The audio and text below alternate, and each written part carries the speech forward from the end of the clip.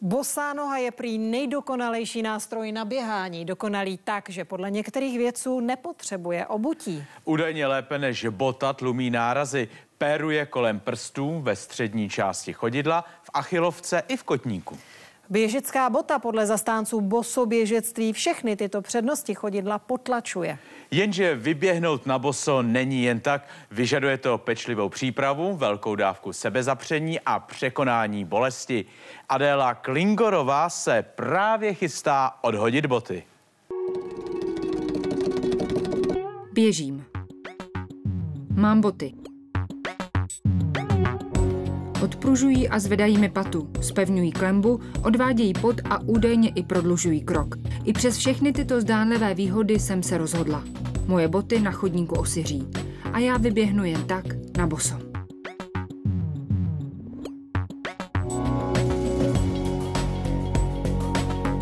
Není to vlastně nic nového. Je to spíš hodně starý zvyk. Etiopan Abebe Bikila přiběhl v roce 1960 na olympijský maraton do Říma taky bez bot. Obutí lidé na něj zírali dost nedůvěřivě. On vyhrál. Teď je to tu znovu. Takže jediný správný běhání je běhání přes špičku, a který se dá dosáhnout nejlíp a nejoptimálnější při běhání na boso. To je věc, kterou tady lidi znají už spoustu let. Martinovi běžecké boty osiřely před necelými 3 lety. Roky investoval tisíce do důmyslných bot, aby došel k poznání. S běžeckou botou je to podle něj jako se sádrou. Utvoří skelet, ve kterém se noha přirozeně nehýbe a ochabuje. By si pochopila, jak máš zakrnělý ty prsty a nohy, tak je zkus takhle přesouvat. Když běžec botu alias sádru po letech běhání sundá, chodidlo jako by zapomnělo, co všechno dokáže. Přitom je to geniální výtvor přírody. Má 26 kostí, 33 spojů, 12 šlach a 18 svalů, připravených vypružit jakýkoliv náraz. Tam mistra v pohodě. Vezmu všechny najednou. Jsi dobrá. Jsem dobrá, ne? Jsi dobrá. Ani tak ale nemůžu jen tak vyběhnout. Nejdřív totiž musím pochopit, jak správně na to.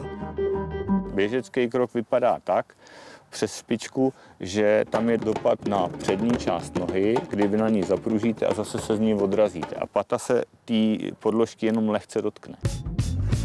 V botách s odpruženou patou jsem léta pilovala úplně jiný styl. Běh přes patu. Zrychlenou chůzi. První prototyp takzvané technologicky vyspělé běžecké boty vyvinuli až v roce 1972. A cíl byl jednoduchý. Prodloužit krok. Když běžíte přes špičku, tak musíte dělat poměrně krátké krůčky a došlapovat pod těžiště. A oni si představovali, že když udělají tu botu určitým způsobem, když udělají velkou patu, která hodně tlumí a hodně stabilizuje, tak ten krok můžete udělat hodně dopředu, nohu vytrčit dopředu a tím prodloužíte krok. Jenže tělo dopadá celou vahou na napnutou nohu a náraz, byť na vypolstrovanou patu, se šíří po kostech až k páteři. Mně samotné to nikdy obtíže nedělalo. Spousta lidí ale díky tomu trpěla bolestmi kloubů. Běhání na boso podporuje to, že máš běhat přes špičku. On ti to v podstatě nedovolí. Nezažil jsem zatím ještě nikoho, který když běží bosej, tak neběží přes špičku. Vybíhám. Na trávě mi jde běh jako rodilé bosoběžkyni. Jde to i na hladkých kamenech. První karambol ale nastává ve chvíli, kdy vyběhnu na štěr.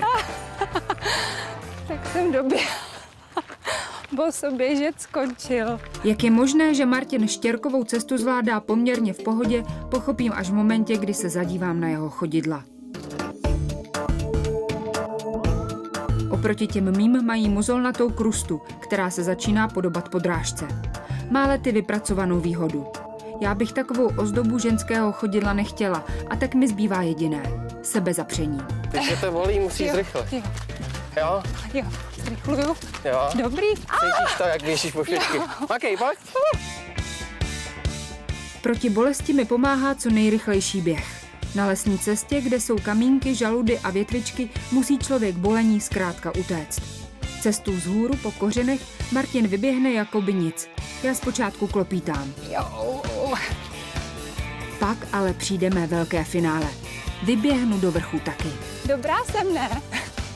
Nedokážu s klidným svědomím říct, běhejte jenom boso. To není pro každýho a každý si musí zkusit, jestli na to má čas a chuť, prostě se tím zabývat tak dlouho, až se to naučí. Ani Martin neběhá výhradně bez bot. Běhání na boso je ale hlavní součástí jeho tréninku. Na závody si navléká minimalistické boty. Ty jeho vypadají jako rukavice na nohy. Může v nich hýbat prsty a pod 3 mm podrážkou je cítit každá nerovnost. Bosá noha má svoje limity, ty si často vytváříme sami už jenom v prostředí, kterým žijeme, ať už je to asfaltový povrch, ať už jsou to střepy na zemi a podobně. Takže bota má nějakou funkci, která je ochranná. Běžím. Jsem bez bot. Chci běhat přirozeně. Ale až vyběhnu příště, navleču asi boty. Bez odpružené paty. Přesně takové, v jakých ještě před vynálezem moderních běžeckých bot běhával třeba Emil Zátopek.